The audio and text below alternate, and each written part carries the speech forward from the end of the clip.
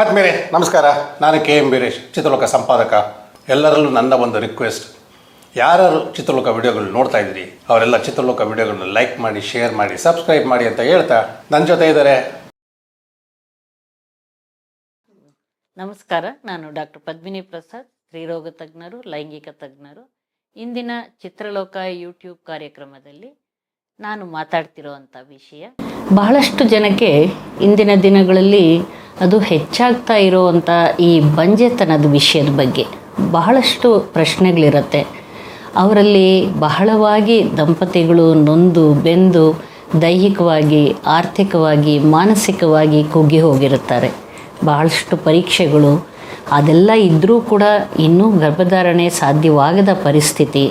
ಇದೆಲ್ಲ ಇರಬೇಕಾದ್ರೆ ಸಮಾಜ ಅವರನ್ನು ನೋಡೋ ರೀತಿ, ಮೊದಲೇ ನೊಂದಿರೋರಿಗೆ ಮತ್ತಷ್ಟು ನೋವು ಕೊಡುವಂಥ ಈ ರೀತಿ ಪ್ರಕ್ರಿಯೆಗಳನ್ನು ನಾವು ಈ ಸಮಾಜದಲ್ಲಿ ನೋಡ್ತಾ ಇರ್ತೀವಿ. ಆದ್ದರಿಂದ ಬಂಜೆತನ ಅಂದರೆ ಏನು? ಇದಕ್ಕೆ ಬರೀ ಹೆಣ್ಣಷ್ಟೇ ಕಾರಣಗಳಾಗ್ತಾಳ? ಸ್ತ್ರೀ ಮತ್ತು ಪುರುಷರು ಇಬ್ಬರೂ ಸಮಾನವಾಗಿ ಅದಕ್ಕೆ ಕಾರಣರಾಗ್ತಾರ? ಇಂದಿನ ಈ ಯುಗದಲ್ಲೂ ಕೂಡ ಇನ್ನೂ ಸ್ತ್ರೀನೇ ಕಾರಣ ಬಂಜೆತನಕ್ಕೆ. ಸ್ತ್ರೀಯಿಂದನೇ ಅವ್ರಿಗೆ ಮಕ್ಕಳಾಗದೇ ಇರೋದಕ್ಕೆ ಅವಳದ್ದೇ ತೊಂದರೆ ತಕರಾರುಗಳಿರುತ್ತೆ. ಪುರುಷನಿಗೆ ಯಾವುದೇ ರೀತಿಯಾಗಿ ತೊಂದರೆ ಇರೋದಿಲ್ಲ. ಇನ್ನೂ ಕೂಡ ಹಲವಾರು ಮನೆಗಳಲ್ಲಿ, ಕೆಳಸ್ತರದ ಜನಗಳಲ್ಲಿ ಅವ್ರಿಗೂ ಕೂಡ ಒಂದು ಅತ್ತೆಯಾದವಳು ಇದೆಲ್ಲದಕ್ಕೂ ಕಾರಣ ನನ್ನ ಸೊಸೆನೇ, ನನ್ನ ಮಗನಲ್ಲಿ ಏನೂ ತೊಂದರೆ ಇರೋದಕ್ಕೆ ಸಾಧ್ಯನೇ ಇಲ್ಲ ಅನ್ನೋ ಈ ಪರಿಸ್ಥಿತಿನಲ್ಲಿ ಒಂದು ಪರೀಕ್ಷೆಗೆ ಕೂಡ ಆ ಮಗನನ್ನು ಒಳಪಡಿಸೋದಕ್ಕೆ ಒಪ್ಪೋದಿಲ್ಲ.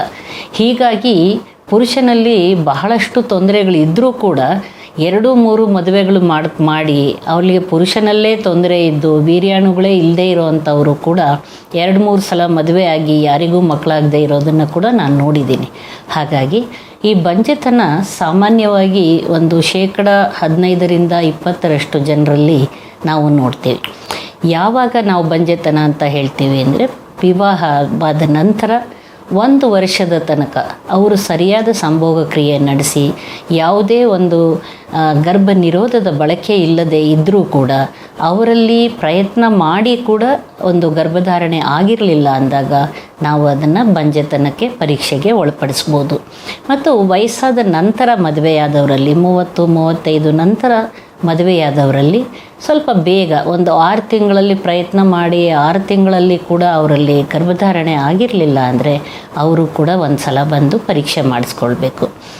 ಈಗ ಸ್ತ್ರೀಯರಲ್ಲಿ ನಾವು ಮೊದಲು ನೋಡಬೇಕಾದ್ರೆ, ಸ್ತ್ರೀ ಅಥವಾ ಪುರುಷ ನಾವು ಬಂಜೆತನ ಅಂತ ನಾವು ಯಾವಾಗ ಹೇಳ್ತೀವಿ ಅದನ್ನು ನಾವು ತಿಳ್ಕೊಂಡ ನಂತರ ಈ ಮೊದಲು ಗರ್ಭಧಾರಣೆ ಅಂದರೆ ಏನು, ಯಾವ ರೀತಿ ಇದು ಸಾಧ್ಯವಾಗುತ್ತೆ, ಹೇಗೆ ಒಂದು ಸಹಜ ಗರ್ಭಧಾರಣೆ ಅನ್ನೋದು ಪ್ರಕೃತಿಯ ಒಂದು ದೊಡ್ಡ ಕೊಡುಗೆ ಅಂತ ಹೇಳ್ಬೋದು. ಇದನ್ನು ಅರ್ಥ ಮಾಡಿಕೊಂಡಾಗ ಎಲ್ಲಿ ತೊಂದರೆ ಇರೋದಕ್ಕೆ ಸಾಧ್ಯ, ಯಾವ ಪರೀಕ್ಷೆಗಳನ್ನು ನಾವು ಮಾಡಬೇಕಾಗತ್ತೆ, ಹೇಗೆ ನಾವು ಚಿಕಿತ್ಸೆ ಕೊಡ್ಬೋದು ಅನ್ನೋದನ್ನು ತಿಳ್ಕೊಳ್ಳೋದಕ್ಕೆ ಸುಲಭವಾಗುತ್ತೆ. ಈಗ ಸ್ತ್ರೀಯರಲ್ಲಿ ಒಂದು ಅಂಡಾಣು ಬಿಡುಗಡೆ, ಪ್ರತಿ ಋತುಚಕ್ರದಲ್ಲಿ ಒಂದು ಅಂಡಾಣು ಬಿಡುಗಡೆಯಾಗತ್ತೆ. ಸುಮಾರು ಒಂದು 14ನೇ ದಿವಸ ಅಂತ ನಾವು ಹೇಳಿದಾಗ 12ರಿಂದ 16 ದಿವಸದಲ್ಲಿ ಸಹಜವಾಗಿ ಋತುಚಕ್ರ ಇರುವಂಥ ಸ್ತ್ರೀಯರಲ್ಲಿ ಒಂದು ಅಂಡಾಣು ಬಿಡುಗಡೆ ಆಗುತ್ತೆ. ಇದು ಅಂಡಾಶಯದಿಂದ ಬಿಡುಗಡೆಯಾದ ಅಂಡಾಣು ನಂತರ ಒಂದು ಗರ್ಭನಾಳದ ಮೂಲಕ ಹಾದು ಅಲ್ಲಿ ತನಗೆ ಮತ್ತೆ ಒಂದು ವೀರ್ಯಾಣುವಿನ ಜೊತೆ ಸಮ್ಮಿಲನವಾಗುವಂಥ ಸಾಧ್ಯತೆಗಳಿದ್ದಾಗ ಅದು ಸಹಜ ಸಂಭೋಗ ಕ್ರಿಯೆಯಲ್ಲಿ ಯೋನಿಯೊಳಗೆ ವೀರ್ಯಸ್ಖಲನವಾಗಿ ಆ ವೀರ್ಯಾಣುಗಳು ತನ್ನ ಚಲನೆಯಿಂದ ಗರ್ಭಕಂಠ, ಗರ್ಭಕೋಶನ ಹಾದು ಗರ್ಭನಾಳನ್ನು ತಲುಪಿದಾಗ ಅಲ್ಲಿ ಅಂಡಾಣು ಕಾಯ್ತಾ ಇದ್ದರೆ ಅಂಡಾಣು ಮತ್ತು ವೀರ್ಯಾಣುಗಳ ಮಿಲನ ಆಗಿ ಅದು ಒಂದು ಫಲಿತಗೊಂಡ ಅಂಡಾಣು ಆಗುತ್ತೆ. ಈ ಅಂಡಾಣು ಮತ್ತೆ ಗರ್ಭನಾಳದಿಂದ ಒಂದು 3-4 ದಿನಗಳಲ್ಲಿ ಗರ್ಭಕೋಶದ ಕಡೆಗೆ ಸಾಗಿ ಗರ್ಭಕೋಶದ ಗೋಡೆಗೆ ಬಂದು ಅಂಟಿಕೊಂಡು ಅದು ಭ್ರೂಣವಾಗಿ ಬೆಳವಣಿಗೆ ಆಗುತ್ತೆ. ನಂತರ 9 ತಿಂಗಳು ಅಥವಾ ಈ ಒಂದು ಸಾಧಾರಣವಾಗಿ ನಾವು ಸಹಜವಾಗಿ ಪ್ರಸವ ಅಂತ ಹೇಳಿದಾಗ 9 ತಿಂಗಳಿನ ನಂತರ ಅದು ಗರ್ಭಕೋಶದ ಸ್ನಾಯುಗಳಿಂದ ಹೊರದೂಡಲ್ಪಟ್ಟು ಪ್ರಸವವಾಗಿ ಈ ಧರೆಗೆ ಒಂದು ಪುಟ್ಟ ಜೀವಿಯಾಗಿ ಬರುತ್ತೆ. ಹಾಗಾಗಿ ಯಾವ ಸಂದರ್ಭದಲ್ಲಿ ಅಂದರೆ ಯಾವ ಜಾಗದಲ್ಲಿ ತೊಡಕುಗಳಿರಬಹುದು ಅಂತ ನಾವು ನೋಡಿದಾಗ, ಒಂದು ಅಂಡಾಣು ಬಿಡುಗಡೆ ಅಂಡಾಶಯದಲ್ಲಿ ಸರಿಯಾಗಿ ಆಗ್ತಾ ಇದೆಯಾ ಇಲ್ವಾ, ಮತ್ತು ಈ ಅಂಡಾಣು ಬಿಡುಗಡೆಯಾದ ನಂತರ ಗರ್ಭನಾಳದ ಮೂಲಕ ಹಾದು ಹೋಗಬೇಕಾದ್ರೆ ಗರ್ಭನಾಳ ಮುಚ್ಚಿದೆಯೇ, ಅದು ಸಹಜವಾಗಿ ಮುಚ್ಚಿಲ್ಲವೇ, ಅದು ಮುಖ್ಯವಾಗತ್ತೆ. ಅಲ್ಲಿಂದ ಮುಂದೆ ಗರ್ಭಕೋಶದಲ್ಲಿ ಬಂದು ಒಂದು ಭ್ರೂಣ ಅದಕ್ಕೆ ಅಂಟಿಕೊಂಡು ಬೆಳವಣಿಗೆ ಆಗಬೇಕಾದ್ರೆ ಗರ್ಭಕೋಶದಲ್ಲಿ ಒಳಪದರದಲ್ಲಿ ಯಾವುದೇ ರೀತಿಯ ತೊಡಕುಗಳಿರಬಾರ್ದು. ಮತ್ತು ಸಹಜವಾಗಿ ಸಂಭೋಗ ಕ್ರಿಯೆ ಆದಾಗ ಸಂಭೋಗ ಕ್ರಿಯೆ ನಡೀತಾ ಇದೆಯಾ ಇಲ್ವಾ ಅನ್ನೋದು ಒಂದು ಮುಖ್ಯವಾಗತ್ತೆ. ಈ ಸಂಭೋಗ ಕ್ರಿಯೆ ಕೂಡ ಅಂಡಾಣು ಬಿಡುಗಡೆಯ ಸಮಯದಲ್ಲಿ ಈ ಸಹಜವಾಗಿ ಸಂಭೋಗ ಕ್ರಿಯೆ ನಡೆದಿದೆಯಾ, ಅಂತಹ ಸಮಯದಲ್ಲಿ ವೀರ್ಯಾಣು, ಪುರುಷನ ವೀರ್ಯಾಣು ಸರಿಯಾದ ಒಂದು ಸಂಖ್ಯೆ, ಚಲನೆ, ಆಕಾರ ಎಲ್ಲ ಇದ್ದಾಗ ಯೋನಿಯ ಮೂಲಕವಾಗಿ ಗರ್ಭಕೋಶವನ್ನು ತಲುಪಿ ಅಂಡಾಣುವನ್ನು ತಲುಪಿದಾಗ ಮಾತ್ರ ಇದು ಒಂದು ಗರ್ಭಧಾರಣೆ ಆಗಕ್ಕೆ ಸಾಧ್ಯ. ಹೇಗೆ ಒಂದು ಜೀವಕೋಶ, ಒಂದು ಅಂಡಾಣು ಬಿಡುಗಡೆ, ಅದು ಫಲಿತಗೊಂಡ ಅಂಡಾಣುವುದು ವೀರ್ಯಾಣು ಜೊತೆ ಮಿಲನವಾದಾಗ ಒಂದು ಕೋಶ ಎರಡಾಗಿ, ಸಾವಿರವಾಗಿ, ಲಕ್ಷವಾಗಿ, ಕೊನೆಗೆ ಒಂದು ಪುಟ್ಟ ಜೀವಿಯಾಗಿ ಹೇಗೆ ಧರೆಗೆ ಇಳಿದು ಬರುತ್ತೆ ಅನ್ನೋದು ಒಂದು ಪ್ರಕೃತಿಯ ಬಹುದೊಡ್ಡ ವಿಸ್ಮಯ ಅಂತ ಹೇಳ್ಬೋದು.